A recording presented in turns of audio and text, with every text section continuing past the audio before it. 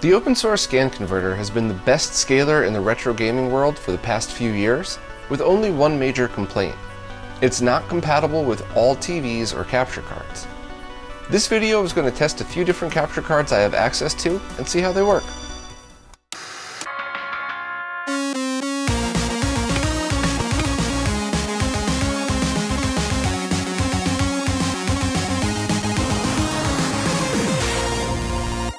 For this video, I'll be testing the capture cards that I have access to, some of which are very popular in the retro gaming scene, and others I just happen to have laying around. I wish I had the budget to cover many more, but this should present some decent options and hopefully point people in the right direction. In order to test the full compatibility, I'll be using an unmodified Super Nintendo running through the OSSC in 5X mode with the Firebrand X optimal timings loaded. Just to confirm, there's no de-jitter mod installed in the SNES, it's just a stock console.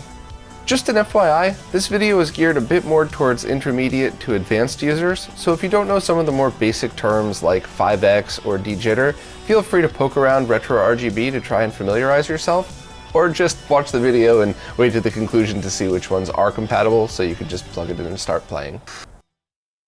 Here's the Epifanov DVI to USB 3.0 capture card. An excellent device that can handle analog and digital uncompressed capture in the full color space up to 720p, and 422 capture in 1080p. Unfortunately, the odd timings of the SNES seem to freak it out, and as you can see, this isn't going to work. This capture device has a ton of other uses, and if you already own one, you could try 720p mode with your consoles, but I wouldn't recommend getting it just for the OSSC.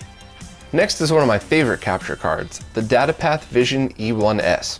This card is legendary in retro gaming, as with the proper settings and equipment, it could capture all the way from direct analog RGB to digital 1080p, all completely uncompressed. While I occasionally see a dropout with SNES in 5X mode, I'd call it stable enough for almost any streamer to rely on. This is definitely a card all retro gamers should consider if you need analog options as well, but make sure you get the right model. The E1 and E2, as well as the S variants of each, will all work, but other similar looking Datapath cards might not. For example, the newer HD Vision II doesn't support 5X mode on SNES unless the de-jitter is installed, and that seems to be the same with all of the modern Datapath cards. The only downside of using Datapath is none support audio. And that means you'll either have to use the OSSC's analog audio output into your sound card, or get an HDMI splitter that has digital audio breakouts and get a digital capture card. As a result, if you already own one of these Datapaths or want analog options as well, this is probably the best card out there, but if you're just looking to capture the OSSC, there's much easier options. Next is an Elgato USB capture device that didn't seem to work in any resolution on Windows. It didn't require any special driver though, which was nice. Thanks to my friend Destiny, I was able to try this on a Mac as well, and while the driver installation was required on a Mac, it sort of worked. As you can see, it glitched out now and then, but it wasn't nearly as bad as on Windows. I've heard equally mixed success from other people as well with Elgato cards, so I'd have to recommend not buying one just for the use with the OSSC. Similar to the Elgato is a capture card from Avermedia.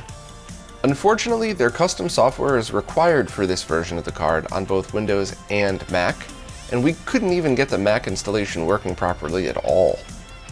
One thing I noticed about this particular Avermedia card, the GL310, is that it only captures 1080p 30, not 60.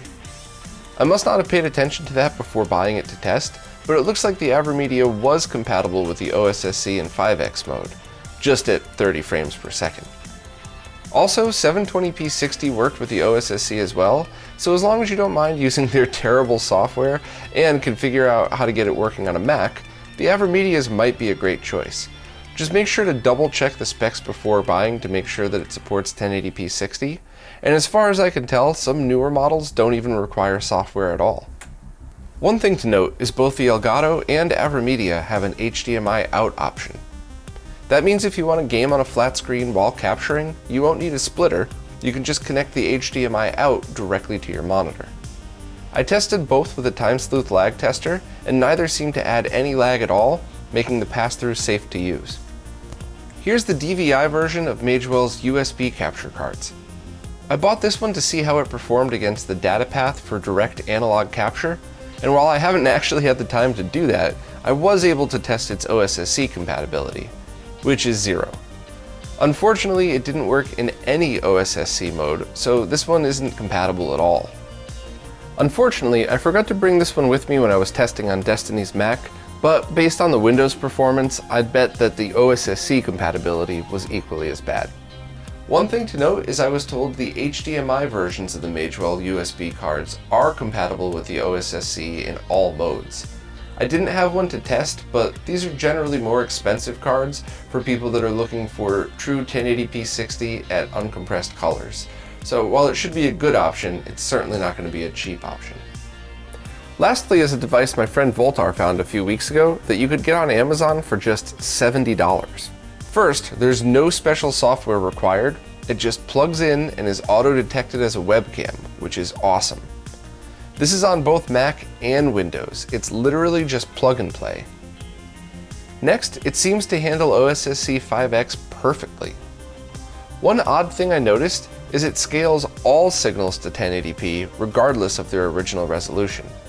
This won't be an issue for OSSC 4X or 5X users, but someone using something like a retro USB AVS or the Game Boy Advance Consoleizer will have their image stretched to 1080p.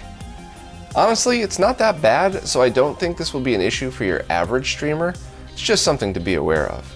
Also, I'm pretty sure any cheap device like this is going to compress the colors to at least 422, which if you're just streaming, that's not going to matter at all for almost everyone. Just don't use this for things like side-by-side comparisons of different consoles.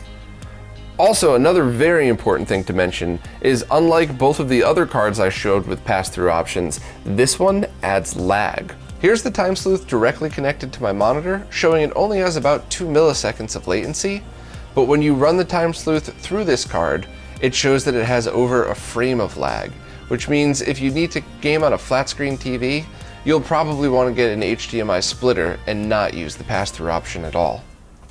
So unfortunately, there isn't one direct winner in all of this. I still love the Datapath card, but it's internal only and doesn't support audio, and either one of those things might be a deal breaker depending on your situation. This cheap generic one seems to be fine for your average person, but the one very important thing to remember about all devices like this is you never know when they're going to switch up the guts inside.